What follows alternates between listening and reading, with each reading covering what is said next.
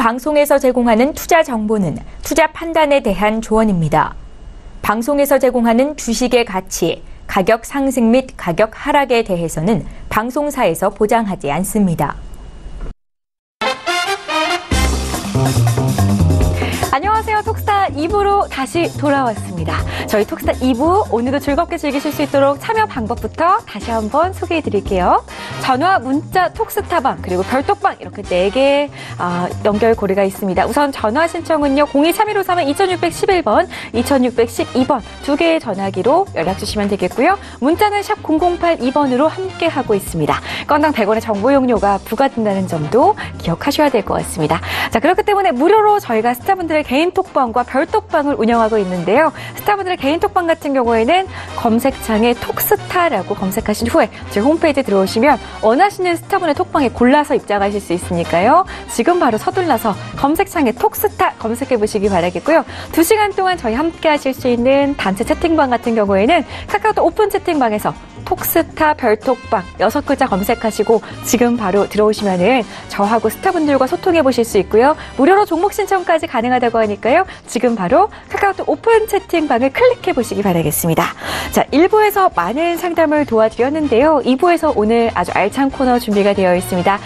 그에 이어서 퀴즈까지 다시 한번 내드리니까요. 1부에서 퀴즈 보지 못하신 분들은 2부에서 집중해 주시면 좋을 것 같습니다. 자, 저희 톡스타 2부에서는 매일매일 더 많은 정보들 전달해 드리려고 노력하고 있는데요. 목요일인 오늘은 투자와 관련해서 증권스쿨 코너가 준비가 되어 있습니다. 코너명에서도 느껴지실 텐데요. 바로 교육 강의 시간입니다. 강의를 들으시다가 궁금한 내용 생기신다면 언제든지 제가 좀 전에 알려드린 전화, 문자, 톡방 그리고 별톡방 이용해서 문의 주시면 되겠고요. 우리 전문가분들의 강의 함께하기 이전에 오늘의 퀴즈 먼저 화면으로 다시 한번 확인해 보겠습니다. 자, 오늘의 퀴즈였습니다. 보겠습니다. BEP, 브레이크 이븐 포인트, BEP라고 하는데요. BEP는 투입된 비용을 완전히 회수하고 이익을 내기 시작하는 지점인 땡땡땡땡땡을 뜻하는 말이다. 1번 자기자본율, 2번 손익분기점, 3번 순자산가치. 3개의 보기 중에 정답은 하나입니다. 힌트 드릴게요. 이익에 들어간 보기를 한번 찾아볼까요? 네. 정답을 아시는 분들은 샵 0082번으로 지금 바로 문자 보내주시기 바라겠고요. 자, 그럼 저희는 바로 증권스쿨 시간으로 이어가 보겠습니다. 증권스쿨 시작하겠습니다. 재테크의 새로운 패러다임, 톡스타 오픈. 주식, 해외 선물, 가상화폐까지 모든 투자를 한눈에. 톡스타 이용 방법이 궁금하다면 검색창에 톡스타를 검색, 톡스타 홈페이지에 접속, 회원 가입 후 원하는 스타를 선택하면 준비 끝! 언제 어디서든 원하는 정보를 무료로 상담받으세요. 생활 속의 재테크 톡스타. 지금 바로 접속하세요.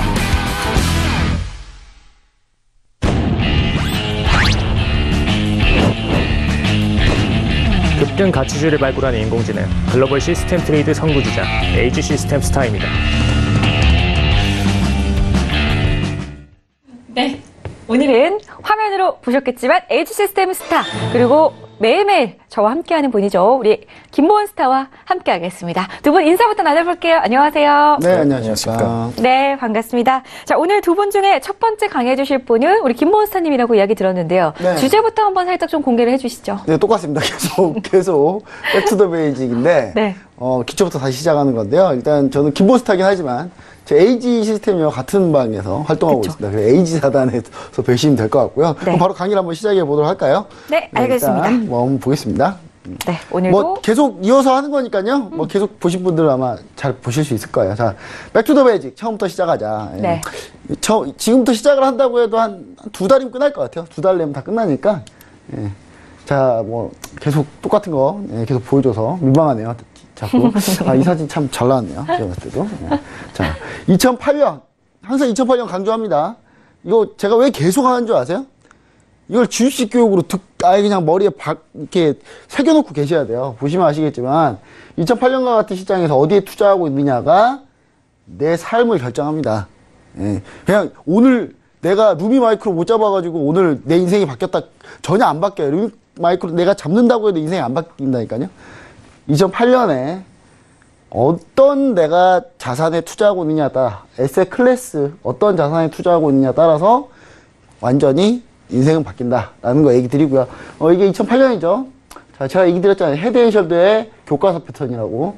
헤드앤숄더 차트 연구하시는 분들은 항상 2008년을 연구하시면 돼요. 예, 정확하게 맞습니다. 거래량까지 다 해가지고.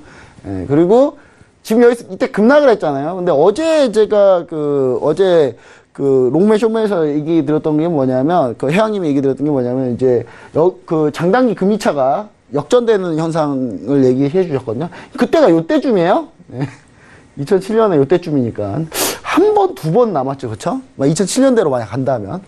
그리고 이때부터 이제 중요하게 우리가 보는 지표들이 있는데, TED 스프레드라는 게 있습니다. TED 스프레드가 있는데, 이건 뭐 이때 닥치면 제가 얘기 드릴게요. 어떤 건지. 예. 이때 죽어라 이 얘기 많이 나올 거니까. 그리고 마지막 여기 돌아설 때쯤 나오는 또 금리 관련된 얘기가 있는데, 신용 스프레드가 있습니다. 신용 스프레드가 있는데요. 이것도 뭐 그때 한 2년, 3년 걸릴 것 같으니까, 2년, 3년 내로 올 것 같으니까요. 예. 일단 그렇게 아시고 넘어가시면 될 것 같고.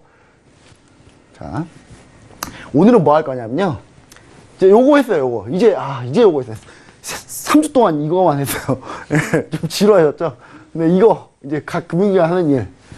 야, 뭐 바보야. 이거 모르는 사람 있어? 하는데 아마 대부분 모르신다고 저는 그렇게 생각하고 있습니다. 왜냐면 모르실 거예요, 대부분. 자, 먼저 팁 하나 보고 가겠습니다. 이거 오늘입니다. 오늘 일단 60일 대한유화, 오늘 대한유화 관련해서 얘기를 드릴게요. 네, 대한유화가 제가 월요일 날 저희가 G3 종목회사에서 종목이 나왔죠. 종목이 나왔는데 저희가 이제 룰에 그런 게 있습니다. 만약에 톡방에서 각 스타일 톡방에서 그 해당 종목에 대응해서 정식 매도를 치면은 이제 정식으로 매도하는 걸로 그렇게 얘기를 드렸었는데 실제로 대한유화가 그런 상황이었어요. 대한유화 요날이거든요, 요날. 네. 21일입니다. 21일 날. 제가 딴 거 모르고 수급을 보고 결정한 거예요. 수급을 보고 결정한 게 뭐냐면 지금 보시면은 여기 보시면 연기금이 꾸준히 샀죠. 꾸준히 사왔습니다. 연기금이 계속 꾸준히 사왔고, 연기금이 산다는 건 이때 중요한 거였거든요. 연기금이 계속 팔고 있었기 때문에 전체적으로 시장 전체를 팔고 있었는데 이 종목을 계속 샀던 거죠. 근데 제가 포커스로 맞췄던 건 뭘 포커스로 맞췄냐면 금융투자하고 투신의 움직임이었는데 21일날 금융투자 투신이 매도로 완전히 투신이 특히 매도로 돌아섰거든요. 그래서 투신이 매도로 돌아선 부분이 상당히 좀 꺼림직하고 안 좋아서, 그래서 대한유화를 매도 사인을 드렸고요. 매도 사인 드렸는데 그 다음날 어떻게 되냐면 연기금이 무려 어마어마하게 매도를, 이때 다 산 거 한꺼번에 다 매도했어요. 하루에. 그리고 금융투자도 비슷하게 매도했고, 반면 투신은 이제 매도하진 않았지만 투신이 먼저 매도를 했죠. 보통 이거는 이제 메커니즘 잘 아시는 분들은 아실 거예요. 그러니까 기금에서 가지고 있는 물량도 있고 투신에서 가진 물량이 있는데, 그 투신에서 어떤 포지션에 대해 방향을 정해주냐에 따라서 종목이 바뀐다는 거 얘기 드리고요. 자, 그래서 어떻게 됐냐? 맨 밑에 있네요. 8월 21일이죠. 8월 21일 날 대한유화 매도, 이렇게 사인이 나갔던 겁니다. 실제 대한유화 그 뒤로 폭락했죠. 자, 그럼 이제 수급에 대해서 좀 더 다시 오늘 강의 주제하고도 비슷하기 때문에 제가 얘기 드릴게요. 이게 오늘 날짜입니다. 오늘 날짜 8월 23일 날 수급을 한번 분석 한번 해보자고요. 이거 다 볼 줄 아는 거 아니냐 하는데, 대부분 제가 봤을 땐 대부분 개인 투자들이 이거 못 본다는 거에 제가 뭐든 걸게요. 일단 자, 보시면은 오늘 연기금을 매도했습니다. 매도했죠, 그쵸? 이거 보면 되는 건데, 그쵸? 투신 이거 매도한 거야, 매수한 거야, 그쵸? 금융투자 오늘 매도했고요. 국가단체 매도하나요? 기타 법인. 자, 여기서 이제 물어볼게요, 시청자분들한테. 기타 법인이 뭐죠? 기타 법인이 뭐죠? 그럼 이제 뭐 이렇게 답이 나와야 되는데, 그쵸? 되게 뻘쭘한 답이 안 나오죠. 그냥 각자 집에서 기타 법인이 뭔지 한번 곰곰이 생각해 보십시오. 기타 법인이 뭐냐? 일반 법인 계좌들. 그러니까 회사 계좌죠. 그러니까 예를 들면 뭐 이런 거예요. 삼성전자가 과연 주식 투자를 할까요, 안 할까요? 합니다.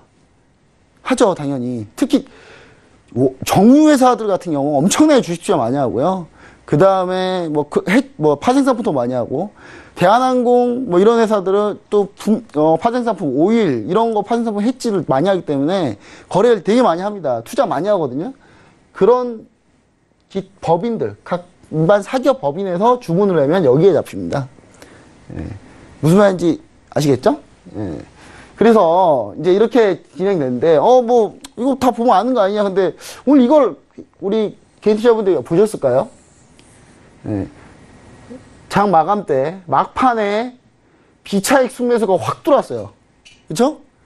막판에 비차익 순매수가 미친 듯이 들어왔어요. 뭐 이런 경우가 다 있지? 라고 할 정도로. 자, 비차익 지난번에 설명해 드렸죠? 비차익 설명해 드렸는데 난 기억이 안 난다 하시는 분들은 지난번 거 한번 봐보세요. 비차익이 어떤 의미를 가지는지. 비차익 제가 펀드 매니저가 의지를 가지고 바스켓에서 파는 거라고 제가 얘기 드렸잖아요. 자, 누가 팔았냐? 비차익금은 이렇게 저렇게 갑자기 비차익을 갑자기 순매수가 왕창 들어온 게 누가 들어온 거냐 도대체. 여기 보시면 아십니다. 자, 누가 들어왔나요? 외국인이에요, 외국인. 외국인이 막판에 비차익 순매수가 왕창 들어온 거죠. 그쵸? 누가 팔았습니까? 기관이 막판에 비차익 순매도로 왕창 판 거죠. 그쵸? 자, 이 말은 무슨 말이냐? 외국인이 장 끝날 때쯤 막판에 왕창 샀다는 거예요. 그쵸? 이게 무슨 의미냐? 간단하죠. 우리 지금 시장 상황 한번 생각해 보자고요. 이게 우리나라가 있어요. 3하고 5를 그리면 우리나라가 된다고 제가 얘기 드렸어요, 분명히.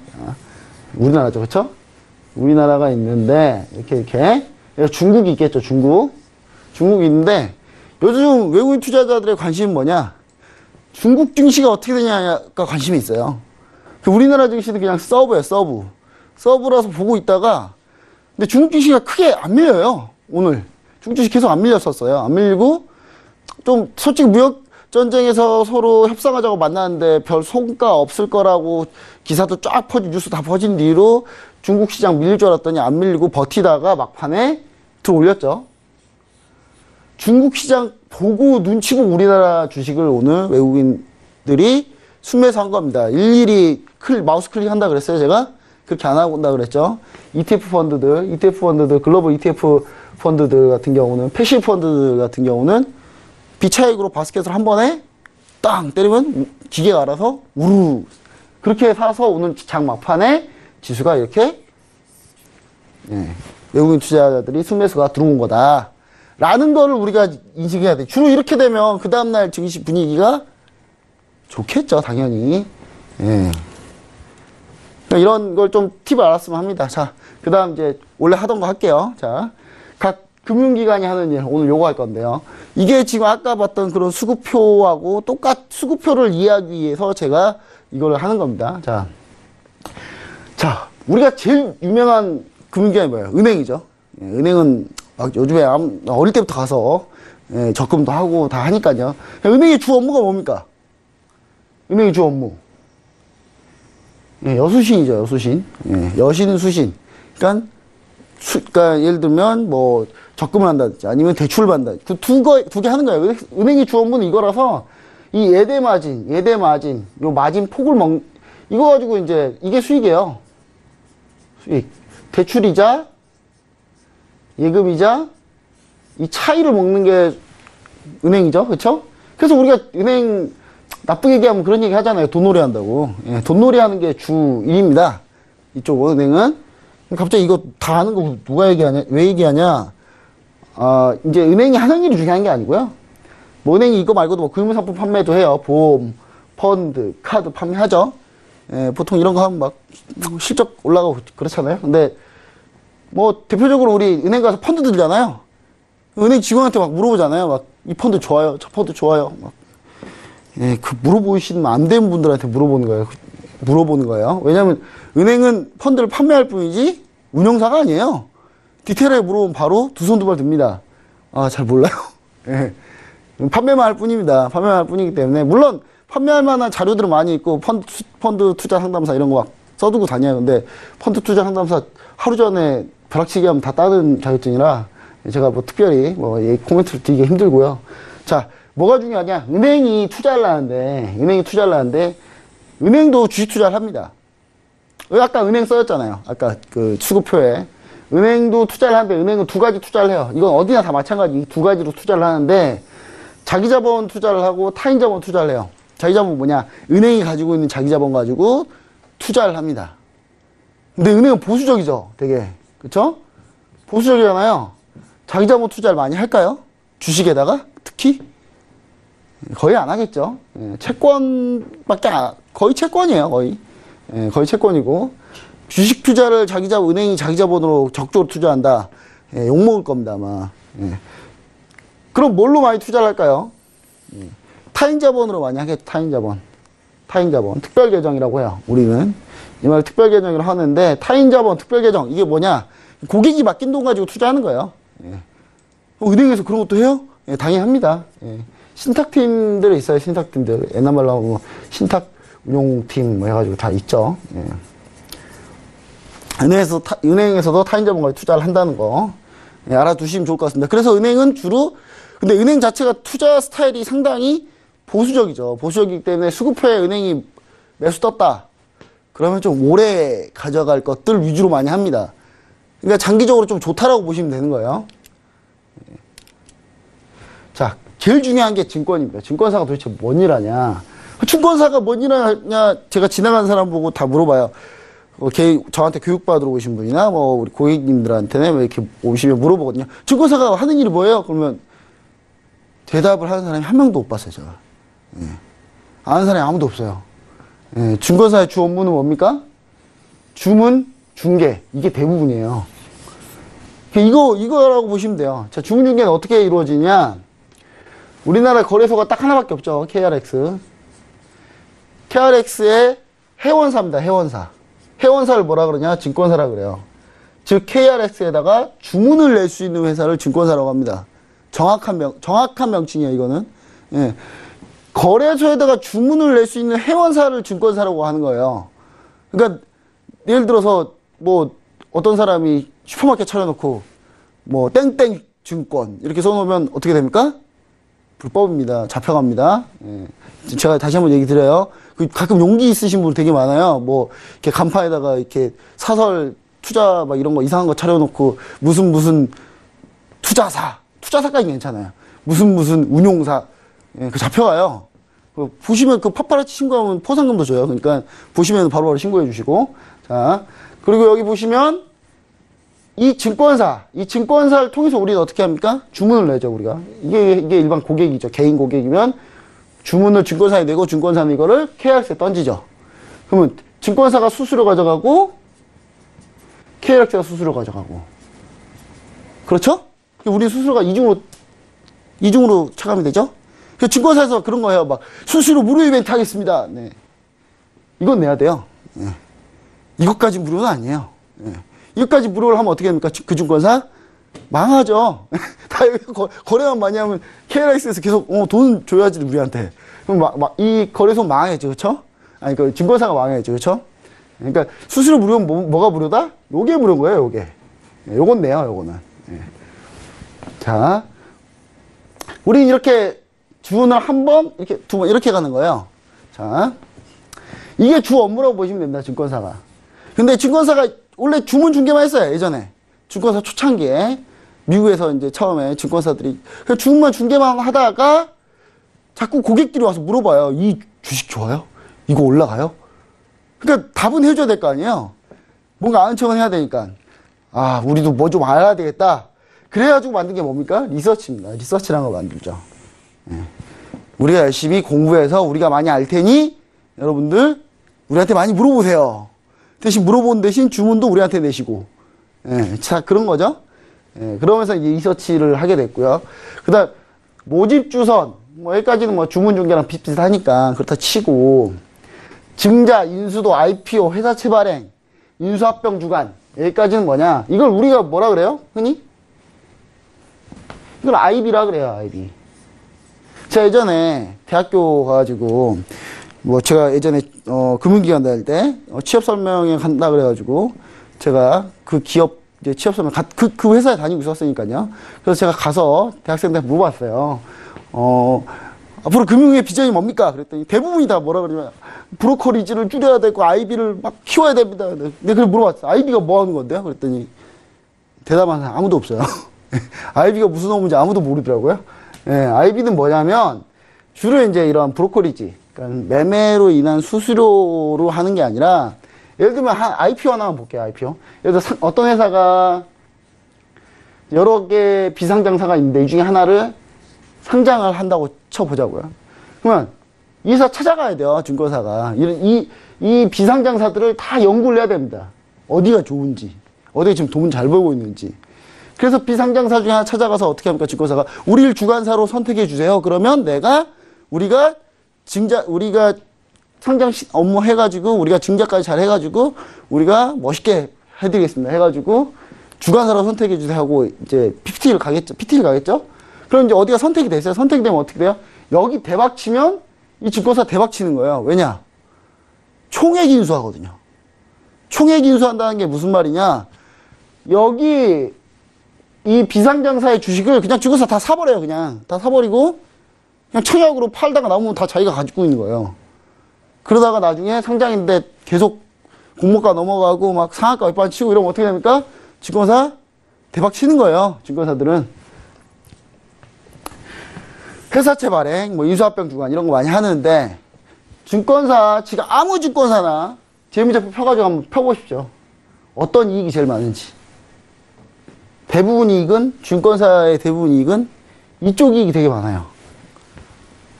그 다음에 어떤 이익이 좀 많습니까? 여기. 자기자본 투자. 자기자본 투자에서 이익 본 게 거의 대부분이에요, 증권사들은. 예. 상당한 비중을 차지하고 있습니다, 이게.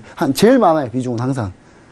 그러니까, 증권사는 그런 일을 하고, 이런 부분을 한다. 뭐, 금융상품 판매도 하는데, 뭐, 이건 뭐, 모르셔도 될 것 같고.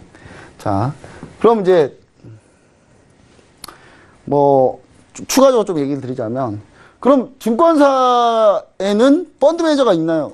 이런 얘기 하는데, 증권사는 펀드 매니저가 없어요. 예. 어떤 사람이 와가지고, 제가 증권사인데, 제가 펀드 매니저예요. 거의 99% 사기라고 보시면 됩니다. 예. 증권사는 펀드 매니저가 없어요. 애널리스트는 있어도. 증권사 펀드 매니저를 안 해요, 웬만하면. 딜러죠, 딜러. 딜러입니다. 어떤 딜러냐? 이 두 가지 중에 하나예요. 아까 은행하고 똑같죠.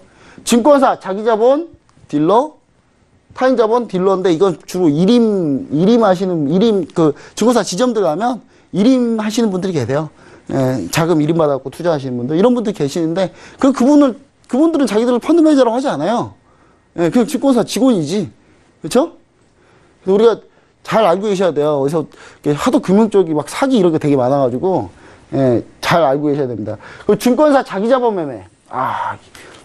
얘가 최고입니다. 매매 좀 한다는 분들은 다 여기 있어요.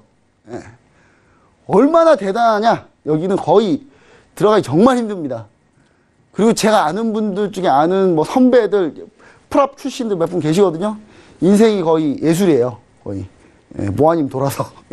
모아님 돈데, 일단, 왜 여기가 중요하냐. 증권사 자기자본 거래는요, 수수료를 안 내요, 수수료를. 무슨 얘기예요? 증권사가 자기 돈 가지고 거래소에 주문을 내는데 증권사 수수료를 내겠어요? 자기들이? 그럼 증권사 수수료를 안 내겠죠. 자기들 주문이니까. 그만큼 빠르게 손익이 변하겠죠. 그쵸? 그래서 매매가 상당히 단기 트레이딩이 많아요. 단타. 매매 많이 하면 많이 할수록 유리하니까. 그쵸? 그래서 수급표에서 증권이라고 써졌는데 만약에 증권에 써진 데가 없다라고 따지시는 분이 계세요. 금융투자라고 써졌잖아요. 이게 증권의 자기자본 매매를 금융투자라고 하는 거예요. 예. 옛날엔 이걸 증권이라 썼었어요. 예. 최근에 주식하신 분들은 모를 거예요. 아마 이게 금융투자밖에 못 봤는데. 예. 금융투자가 이거예요. 예. 그러니까 얘네들은 상당히 단타라는 거예요. 투자하는 기간이 짧고, 매수 매도가 상당히 빠르다라는 거죠. 그래서 우리나라의 매매 선수들은 다 여기 있다고 보시면 됩니다. 예, 들어가기 힘들고. 지금 우리 톡스타에 계시는 분들 중에서도 리치님 같은 경우는 딜러 출신이시고요. 여기. 그리고 뭐 예를 들면 예전에 해외 선물회신 투자대 준우승까지 하셨던 우리 외환영웅님 같은 경우도 딜러 출신입니다. 여기. 딜러 출신이시고. 그러니까 매매를 잘 하시는 거예요. 매매 엄청 잘 하시죠? 그쵸? 예. 그러니까 그런 것 이쪽 뭐 우리 이거 보시는 분들 중에 뭐 취업 준비하시거나 이런 분들 중에 내가 매매 감각과 센스가 좀 있다. 이런 거 좀 잘 한번 보시면 여기 들어가면 참 좋아요. 예, 멋있어요. 우리가 TV에서 보면 증권사 하면 막 모니터 7, 8개씩 막 이렇게 있고 막 뭐가 바쁘듯이 막 이렇게 막 마우스 누르고 계시는 분 있잖아요. 그런 분 다 이런 분들이에요. 다. 일단 증권사는 그렇게 하는 자 포인트 뭐냐면 이제 끝나서 내일 끝나가지고 가볍게 얘기 드리면 은행은 뭐다? 사실 보수적 투자하고 자기자본 거래 하는데 보수적 투자한다. 자 증권은 뭐다? 자기자본 거래 단타가 많고 상당히 위험하게 합니다. 여기는 파생 상품밖에 안 해요. 거의 웬만하면. 예, 주식하면 깔짝깔짝해서 너무 간질만 나가지고 파생 상품 정말 많이 하거든요. 여기 예, 하회 선물 막 수십 개 하고 막 옵션 옵션 하고 막 난리가 아닙니다. 여기는. 그래서 여긴 단타가 많다라는 거 꼭 우리가 염두에 주셔서 수급표 볼 때 도움이 되셨으면 합니다. 다음 시간에 나머지도 다 할게요. 네, 알겠습니다. 딜레마에 빠지기 쉬운 요즘 시장, 초심을 잃지 말자는 취지로 김몬스타가 이 시간을 통해서 주식에 대한 기초부터 탄탄하게 강의를 해주고 있는데요. 다음 주 목요일에도 이어서 기초 강의 해드린다고 하니까요. 주식 초보자분들도 함께 하시기 바라겠습니다. 다음은 에이주시스템스타와 강의 나눠볼 건데요. 우선은 오늘도 역시나 우리 개인 투자자분들에게 상당한 반응을 이끌어냈던 암호화폐에 대한 주제를 준비하셨다면서요. 네. 암호화폐에 대해서 저번 시간에 이제 기본적인 부분에 대해서 좀 얘기를 드렸는데 오늘부터는 이제 기본적인 부분을 살짝 정리만 드리고 그다음에 기업 분석에 있어서 어떤 부분들을 봐야 되는지 부분에 대한 얘기를 좀 드리도록 하겠습니다. 네, 알겠습니다. 기대 많이 하고 계실 것 같은데요. 그렇다면 지금부터 우리 에이주시스템스타와 함께 암호화폐에 대해서 낱낱이 분석해 보겠습니다. 자, 강의 시작해 주시죠. 네. 네, 오늘 주제는 역시나 지난 시간에 이어서 암호화폐의 기본 투자의 이해라는 주제로 강의를 준비하셨다고 합니다. 시작해 주실까요? 저번 시간에 이제 암호화폐의 초기 목적에 대해서 좀 얘기를 드렸었는데 이거는 간단히 정리만 하고 넘어가도록 하겠습니다. 근데 기본적인 부분에서 이제 소셜 보안성을 활용을 해서 가상화폐의 기본 희소성을 확보시키겠다. 목표 자체가 그냥 다 디플레이션이다라고 얘기를 드렸죠. 그냥 가치를 올리는 겁니다. 원래 일반적인 통화들은 물가 상승률 때문에 어쩔 수 없이 상대적으로 통화 가치가 떨어지게 되어 있죠. 근데 이걸 반대로 적용을 시켜서 본인들의 통화 가치를 끌어올려서 투자 가치 상품으로 만들어 놓겠다. 이게 최종 목적으로 보시면 되고요.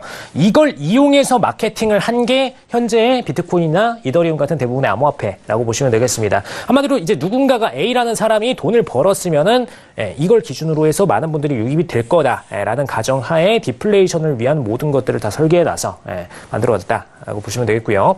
그 첫 번째 가치가 희소성, 그 다음에 두 번째 가치가 디플레이션이라고 보시면 되겠습니다. 일단 이 구조를 보는 관점 자체가 가운데 있는 비트코인을 중심으로 여러 개의 투자자들이 모든 컴퓨터가 다 연동돼서 동시 보완을 하는 구조다라는 얘기를 간단히 드렸고요. 그래서 이 은행 금고 안에 있는 어떤 물건이 있다. 그리고 이걸 동시 관찰자들이 한 번에 본다. 이거를 지구 구조로 확대를 했을 때 오일이나 골드에 해당하는 상품들이 지구 안에 있을 경우 각국의 모든 컴퓨터들이 동시에 관찰을 하는 구조다라고 얘기를 드렸죠. 그래서 오일이랑 골드라는 얘기를 드린 이유가 일부 통화 상품들은 그냥 희소성 하나만으로 트레이딩의 핵심이 되는 경우가 있고 일부 상품들 같은 경우에는 지속적으로 소각을 시킵니다. 그죠? 저번에 제가 이 스튜디오 안에다가 1억 원이라는 금액을 넣어놓은 다음에 이걸 그냥 불에다가 지펴요. 계속 돈을 다 태웁니다. 태울 경우에 마지막에 남은 현금이 가장 최고의 가치를 가질 수밖에 없다라는 부분을 이용해서 디플레이션을 더 촉진시키는 방식이다라는 얘기를 드렸습니다.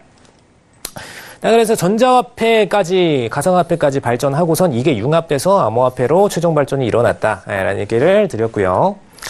오늘은 이 얘기들을 다 종합을 해서 저번에 제가 이 5가지를 좀 외우셔라 라고 했는데 기초자산 여부, 환율 안정성, 그다음에 인플, 디플 여부, 그다음에 보안, 거래 기준 이 5가지를 좀 기억하셔라 라는 얘기를 드렸는데 먼저 하나씩 좀 짚고 넘어갈게요.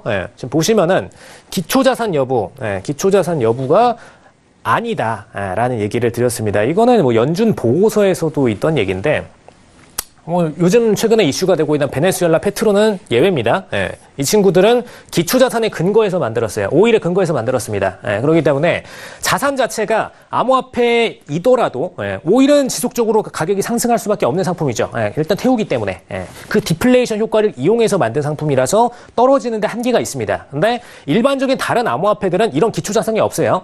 저희의 원화, 뭐 달러화, 어떤 통화든 마찬가지입니다. 베네수엘라 페트로를 얘기를 드렸으니까 그냥 바로 여기서 빼가지고 이들의 법정 통화, 볼리바르 얘기를 드리면 될 것 같아요. 볼리바르죠. 얘네 통화가. 네, 이 통화 같은 경우에는 지속적으로 가치가 하락이 발생했습니다. 즉 인플레이션이 발생을 했죠. 일단 GDP가 공격적으로 최근에 오일가, 유가 하락으로 인해서 떨어졌습니다. 그래서 그걸로 인해서 전체적으로 국가 경제가 안 좋아졌고요. 그것 때문에 당연히 통화가치 하락, 인플레이션이 발생할 수밖에 없었습니다. 근데 이거를 중앙은행에서 가운데서 수급 동향만 가지고선 컨트롤을 잘 해주면은 어느 정도 브레이크를 살짝은 걸어줄 수는 있어요. 근데 인플레이션을 일단 기본적으로 막으려면은, 기본적으로 일단 통화가치 하락을 막을 수 있을 만큼의 경제 구조가 갖춰줘야 된다라는 부분이 핵심이고요. 근데 그거를 갖추지 못했을 경우에는 이런 상태가 발생을 합니다. 그래서 지금 비트코인이 급락세로 전환을 했는데 철저하게 수급 이전 종목이기 때문에 본인들이 다 수급을 팔아서 한마디로 그냥 매각 물량을 늘리는 거죠. 매도 물량을 늘리면은 당연히 가치가 하락할 수밖에 없고, 당연히 수급상으로 수급 구조가 늘어나면은, 매수 수요가 늘어나면 상승이 일어날 수밖에 없는 구조다라는 게 기본적인 부분입니다. 근데 거기서 브레이크를 걸어줄 수 있는 기초 자산이 없다라는 게 대부분의 통화 상품들이고요. 근데 환율 안전성이 바로 여기서 연동되는 부분입니다. 기본적으로 이제 기축 통화들, 지금 달러 인덱스 그리고 뭐 파운드, 엔화, 뭐 위안화 등등의 기초 핵심 자산을 담당하고 있는 기축 통화들 같은 경우에는 이 환율 안정성이 높기 때문에 기축 통화로서 평가를 받고 있는 거죠. 경제 규모가 큰 것도 있습니다. 경제 규모가 큰 것도 있지만 기본적으로 환율 변동성이 작다면은 이 통화들은 다른 국가들을 대표하는 화폐로서, 다른 국가들의 환율 변동성을 기준으로 하는 화폐로서 사용할 수가 있다라는 관점에서 환율 안정성을 평가받는 부분인데, 최근에 달러 인덱스 같은 경우에는 기본 박스권이 이제 100선에서 옛날에 오바마 행정부 때입니다. 80선 사이에서 약 20 정도의 박스권 안에서 움직였는데 트럼프 정부 들어서고 나서 이게 103선 정도까지 더 증가를 해줬어요. 그래서 위아래로 상하방 박스권이 증가를 했습니다. 이것 때문에 환율 안정성이 떨어지면서 위안화가 고평가를 상대적으로 받고 있죠. 마찬가지로 이런 부분들이 환율 안정성이 높으면 높을수록 통화로서 활용될 수가 있다라고 보시면 되겠습니다. 그다음에 지금 인플레이션, 디플레이션 여부 이거를 써드렸는데, 설계 당시 비트코인은 철저하게 디플레이션을 목적으로 만들어졌다라는 얘기를 드렸어요. 가치 상승이죠. 가치 상승. 근데 이것 때문에 통화로서 활용을 못하게 됐습니다. 왜냐? 지금 위에서 환율 안정성 얘기를 드렸죠. 저희가 통화로서 쓰려면은 당장 저희가 외국을 나가요. 외국을 나가서 지금 미국을 가려고 합니다. 그럼 달러를 사야 되는데 어제 1,000원이라는 걸 딱 보고서 왔어요. 1,100원이라는 걸 보고선 공항에 갔더니 900원이래요. 그럼 저희 여행 계획이 다 망가지죠. 그죠? 당장 뭐 기업에서도 오일을 사려고 했는데, 오일을 사려고 약 뭐 1,000억 원 정도를 준비를 해놓고서 있다가 만약에 딱 오일을 구매하려고 갔더니 가격이 폭등을 했습니다. 2,000억 원이래요. 그럼 이 통화 안정성만으로 본인들이 보는 손실이 어마어마해지죠. 그것 때문에 화폐 결제 수단으로서 쓰일 수가 없다라는 게 이 인플 디플을 가장 크게 보유하고 있는 통화들이 가지는 문제점입니다. 그래서 이 인플 디플은 장점이 될 수 있지만, 특히 인플은 뭐 단점이죠, 무조건. 디플은 장점이 될 수 있지만 디플을 가진 통화들은 기본적으로 인플도 쉽게 당할 수가 있기 때문에 그 점에 있어서 결제 수단으로 쓰기가 어렵다라는 부분이 핵심적인 부분으로 보시면 되겠습니다. 그래서 지금 시장이 이 통화로서 쓰일 수 없다는 부분 때문에 또 인플이 생기고 있어요. 통화가치 하락이 또 나오고 있는 겁니다. 본인들은 다 통화가치가 될 줄 알고, 이게 결제수단이 될 줄 알고 글로벌 결제수단이 될 줄 알았는데 안 된 거예요. 그래서 인플이 나왔다라고 보시면 되겠습니다. 이것 때문에 가치가 하락하고 있는 만큼 저희는 미리 비트코인 ETF 인버스를 준비하셔야 된다 얘기를 했죠. 매도 준비하셔야 된다. 근데 이게 해외 선물장을 우리나라가 먼저 도입을 오케이를 승인을 해줬다면은 그냥 해외 선물에서 매도를 치면 되는데, 이 승인을 안 해줬기 때문에 저희가 굳이 뒤늦게 기다려가면서 CBOE나 CME 측에서 ETF 상품이 오픈될 때까지 기다려주고 있는 겁니다. 일단 오늘장 기준으로 간단히 뭐 하나 얘기를 드리자면은 ETF 이왕 얘기가 나왔으니까요. NYSE 지금 마크 쪽에서 승인이 거절이 났어요, ATF. SEC 쪽에서 승인 거부 처리를 했습니다. 근데 이 NISE 상품은 사실 선물 상품이랑 좀 괴리감이 있어요. 그래서 CBOE 측에서 내놓는 상품들이 조금 더 신뢰감 있게 받아들여질 수는 있습니다. 근데 이거는 9월 말에 승인 처리가 나니까요. 그건 좀 더 지켜보시면 될 것 같습니다. 그러면은 그 ETF장이든 어떤 장이 되었든 저희가 거래를 해야 될 암호화폐를 선정을 해야 되는데 선정을 할 때 있어서 제일 중요한 부분들, 첫 번째로 미리 좀 타이틀만 적어드릴게요. 지금 기업 분석은 당연히 이 암호화폐를 발행하는 기업에 있어서 제일 중요한 수단입니다. 제일 중요한 기업의 가치 부분이고요. 이 기업들이 얼마나 자본 규모를 가지고 있고 본인들 개발자들이 얼마나 라인업이 좋은지 이 부분이 기본적으로 중요하기 때문에 기본적인 기업에 있어서 기업 분석이 중요한 부분이고요. 그다음에 두 번째가 기술 분석, 세 번째가 마케팅 분석입니다. 딱 이렇게 세 가지만 아시면 돼요. 근데 왜 지금 기업부터 기술, 마케팅 이렇게 세 가지로 나눴느냐? 하나하나 좀 풀어드리겠습니다. 일단 현재 암호화폐 시장이 1세대, 2세대를 거쳐서 3세대까지 왔어요. 근데 1세대, 2세대 쉽습니다. 1세대가 비트코인. 비트코인은 뭐 못 들어보신 분들은 없을 거예요. 주식하시던 분들도. 2세대가 이더리움입니다.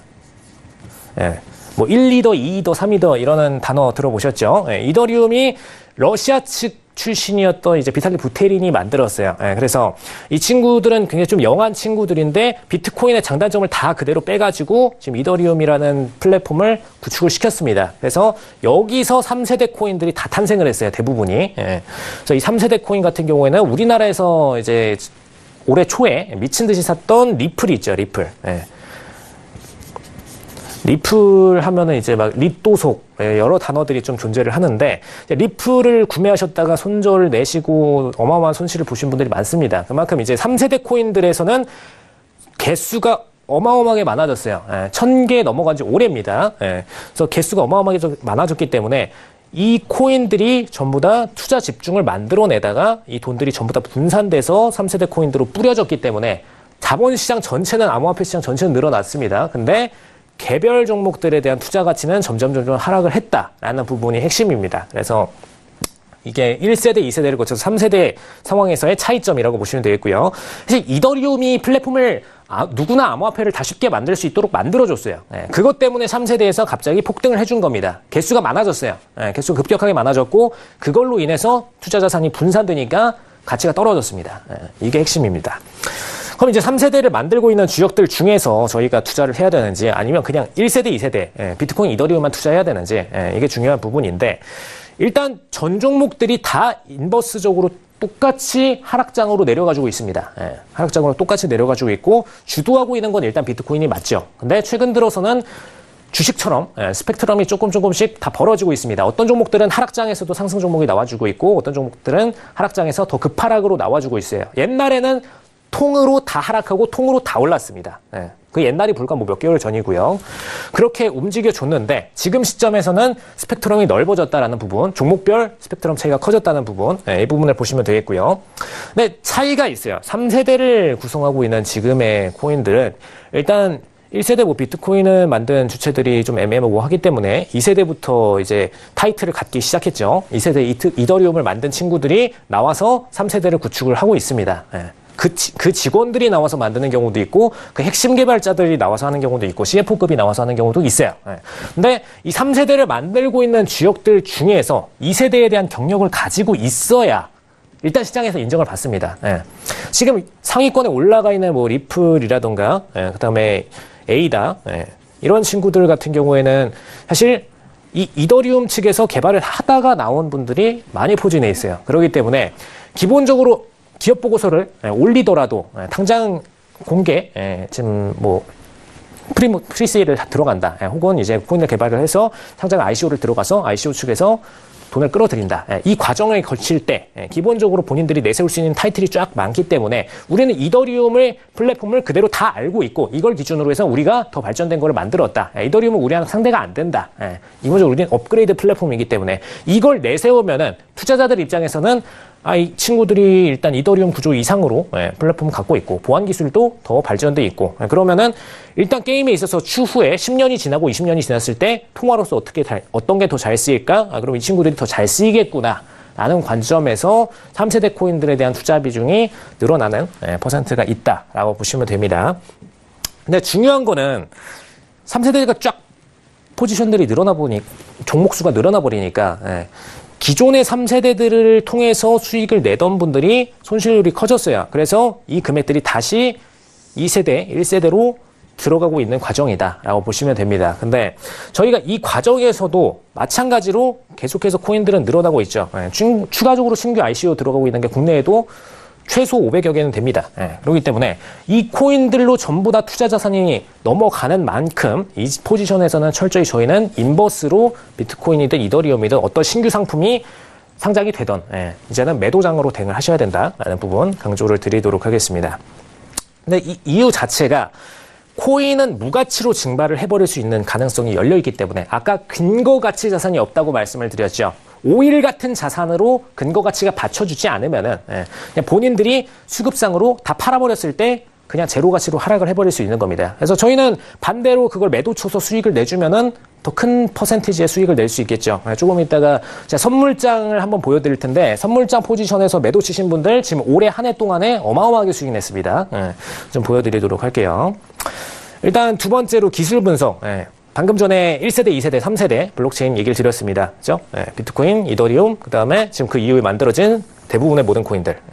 그래서 일단 규정 자체가 이 3세대에 딱 한 가지 차이가 있습니다. 이것만 이해를 하시면 돼요. 1세대, 2세대, 그냥 어차피 그냥 비트코인, 이더리움이니까요. 그냥 단어만 매칭해서 외우시고요. 3세대는 무슨 차이가 있느냐? 2세대랑 뭔가 차이가 있어야 될 거 아니에요. 그죠? 3세대의 차이점은 딱 하나입니다. 본인들이 스마트 컨트랙트든 어떤 방식으로든 플랫폼을 자유자재로 변화를 줄 수가 있습니다. 그럼 이거에서 만들어지는 부분이 무엇이냐? 통화 가치로 비트코인이 못 쓰이게 됐어요. 그죠? 물론 이제 쓰려고 우회해서 이용하는 국가들은 있습니다. 근데 실질적으로 직접적으로 통화처럼 바로바로 실행하기에는 굉장히 어렵고요. 이더리움도 마찬가지입니다. 그럼 이거에 맞춰서 통화법이 계속해서 바뀌고 일반 개인들이 통화로서 활용하기 위해서 뭐 카드사나 뭐 피지사들이랑 연동하기 위해서 결제 시스템들을 연동을 하죠. 근데 이 과정에서 이더리움과 비트코인 같은 경우에는 본인들의 시스템을 바꿀 수가 없다 보니까 법에 맞춰서 바꿀 수가 없습니다. 그래서 3세대부터는 이거에 맞춰서 어떤 법이 바뀌든 혹은 시장이 유동을 하든 아니면은 이번에 베네수엘라처럼 페트로랑 아예 볼리바르화를 연동을 시켜버렸죠. 고정환율로. 그런 상황이 되던 본인들이 구조를 마음대로 바꿀 수 있다라는 부분에서 딱 유일한 핵심 장점이 있습니다. 그래서 이제 3세대 블록체인들이 그래서 주목받고 있다라고 보시면 됩니다. 물론 그 안에서도 뭐 프로토콜, 프로그래밍 언어, 내부 규정, 뭐 측일 방식 이런 것들이 다 차이가 있는데 이거는 다 개별 종목들마다 다르기 때문에 이걸 파고 들어가려면 한도 끝도 없죠. 이거는 뭐 중권스쿨 나중에 오프라인 강의로 들어오셔가지고 배우시면 됩니다. 마지막으로 이제 마케팅 분석까지만 좀 얘기를 드릴 텐데 일단 마케팅 분석에 있어서 암호화폐가 실질 경제가 수용하지 않으면 해당 코인 결말은 인플레이션 쪽으로 들어간다는 얘기를 드렸습니다. 그럼 일단 통화가치 하락 쪽으로 영해가치에 수렴할 수 있다 이야기 드렸는데 일단 마케팅이 제일 중요한 이유. 이번에 에이다 같은 경우에는 잘 만들었죠. 에이다 잘 만들었습니다. 근데 리플에 밀렸어요. 그죠? 리플이 지금 3위입니다. 뭐 변동은 계속해서 있었지만 다시 3위로 올라가고 다시 3위로 올라가고를 반복을 하고 있어요. 근데 이 친구들이 에이다 같은 경우에는 아예 그냥 이더리움에서 나와가지고 대놓고 차렸는데 리플 같은 경우에는 마케팅을 너무 잘했어요. 그냥 계속해서 사업 구조 연동을 다 시켜버렸습니다. 미국에서 최근에 이제 결제 시스템 중에서 은행 뱅크들 중에서 소규모 뱅크들이 있습니다. 카드는 갖고 있는데 소규모예요. 그러면은 지금 뭐 아멕스 같은 경우에는 이제 대규모 카드사고 뭐 그 외에도 뭐 JP모건 등등등 은행사들이 전부 다 카드 시스템들을 보유를 하고 있는데 이 친구들은 굳이 우리가 암호화폐까지 연동을 시켜서 매출을 증가시켜야 되니라는 퀘스천 마크가 던져질 수가 있습니다. 근데 이 퀘스천 마크랑 상관없이 본인들이 지금 망하게 생겼거나 카드사 문을 닫아야 되게 생기는 그런 기업들 같은 경우에는 이 친구들이랑 제휴를 다 맺습니다. 리플이든 어느 암호화폐든 제휴를 맺어서라도 이 매출을 끌어들여서 본인들의 매출로 전환을 시킬 수가 있다면 오케이를 하죠. 그것 때문에 제휴를 맺는 관계에 들어가는데 이 친구들이 그걸 제일 잘했습니다. 미국 소규모 업체들만 중심적으로 노려가지고 전부 다 제휴를 짜라락 맺어놨어요. 물론 이더리움 같은 경우에는 사실상의 어떤 결제 시스템으로 연동되진 않지만 그냥 나중에 추후 우리가 제휴관계를 맺을 수도 있다라는 이더리움 플랫폼을 외부적으로 만들어서 사실상 홍보 수단으로만 사용을 했지만 이 친구들은 본격적인 결제 시스템으로 쓸 수 있는 계약서들만 많이 체결을 시켜놨습니다. 그것 때문에 마케팅상으로 일단 기업들이랑 여러 군데를 맺어놓으면은 일단 외부인들이 트레이더들이 볼 때 아니 괜찮지 않나, 다른 종목들 대비해서 충분히 미래가치가 있지 않나, 그리고 선점 딱 해버리고 나면은 추후에 다른 통화들이 망할 때 이 친구들은 그래도 살아남지 않을까라는 기대감 때문에 상위권을 차지하게 됐죠. 그래서 이게 마케팅에서 제일 중요한 부분입니다. 이게 기본적으로 깔려 있지 않으면은 지금 새로 만들어지는 코인들 중에서는 충분히 앞에 기술을 다 연구하고서 만들어졌기 때문에 앞에 기술보다 더 뛰어난 친구들이 있어요. 근데 눈에 안 띄죠. 이름도 모르죠. 저희 상위권 10위권 이내에서 벗어나면은 그 다음부터는 이름도 잘 모르는 코인들 많습니다. 근데 그 친구들은 마케팅을 못했기 때문에, 그리고 후발주자로 등장을 했기 때문에 일단 마케팅에서 시장 과정을 먼저 한 친구들이 당연히 유명할 수밖에 없죠. 그래서 그 후발주자들은 당연히 밀릴 수밖에 없다라는 부분 딱 이해를 하시면 되겠습니다. 네, 그래서 일단 마케팅 분석까지 좀 얘기를 드렸는데 토탈 전망 분석까지 얘기를 드리겠습니다. 일단 이 세 가지 앞에 기업 분석, 기술 분석, 마케팅 분석 이 세 가지를 기준으로 암호화폐 전망 분석을 들어가셔야 되는데, 일단 기초자산에 기반해 있는 상품들이 없기 때문에, 거의 없기 때문에, 페트로 같은 경우는 기초자산 기반이기 때문에 세일링하셔도 안정성이 어느 정도는 보장이 됩니다. 근데 나머지 통화들 같은 경우에는 그냥 일반 기업들이 만들어서 뿌렸어요. 그렇기 때문에 이 기업들이 망하면은 끝나는 겁니다. 그래서 그 자산에 있어서 기초자산의 가치평가가 불가능하고 절대 가치평가가 불가능하기 때문에 탑코인 대비 기술, 그 다음에 마케팅, 그 다음에 기업 자체의 자본 구조가 될 수 있고요. 기업 자체 분석에 기준을 해서 기본적인 평가를 들어가셔야 상대적 평가를 성공을 하실 수가 있다. 그다음에 나머지는 전부 다 수급으로 넘어가시면 됩니다. 거래소 안에서 차트 거래 보시고 수급 동향 보시면서 트레이딩으로 들어가시면 제일 깔끔한 트레이딩 되실 수가 있죠. 근데 반대로 저희가 지금 이걸 강조드리는 이유가, 수급이랑 상대적 평가를 강조드리는 이유가, 오히려 만약에 해외 선물장에 모든 코인들이 오픈이 됐다. 그렇게 가정을 해볼게요. 모든 코인들이 오픈이 됐을 경우에 가장 가치가 없는 코인들을 매도를 촥 쳐버리면은 제일 고수익을 낼 수가 있겠죠. 그 친구들이 영의 수렴에 나갈수록 점점점 저희는 빠르게 수익률을 거둬갈 수가 있습니다. 그래서 그런 부분에 있어서 상대평가가 중요하다라는 얘기 정리드리도록 하겠습니다. 다음번 강의가 한번 나왔는데, 다음번 강의 때는 이제 선물장, 그 다음에 현물장 두 가지를 비교를 해서 웹 대폭락장이 나왔는지 부분을 집중 분석을 드리도록 하겠습니다. 네, 이렇게 해서 LG 시스템 스타의 강의까지 함께 해봤습니다. 오늘 두 분 좋은 정보 주셔서 감사합니다. 여기서 인사드릴게요. 고맙습니다.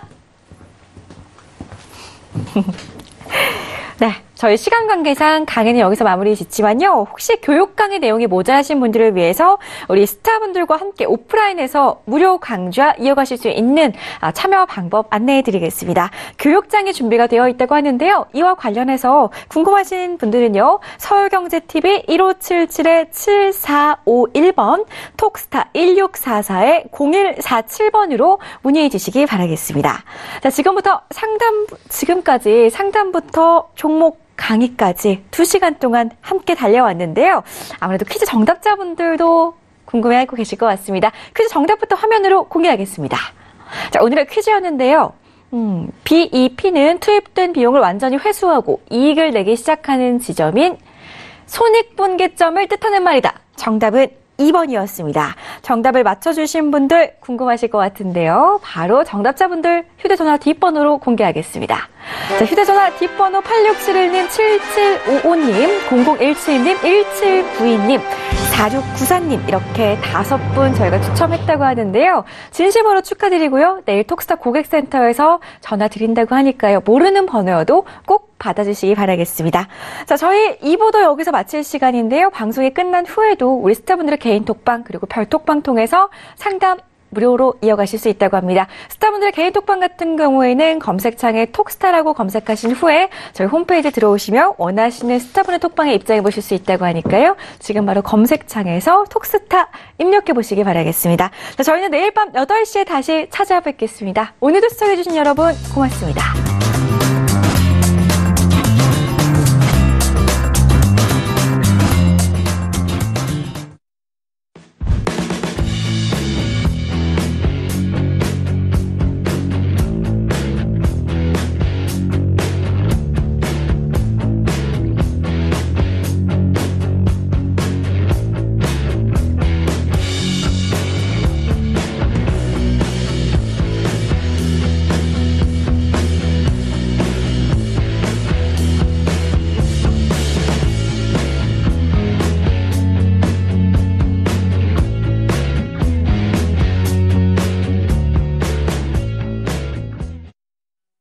방송에서 제공하는 투자 정보는 투자 판단에 대한 조언입니다. 방송에서 제공하는 주식의 가치, 가격 상승 및 가격 하락에 대해서는 방송사에서 보장하지 않습니다.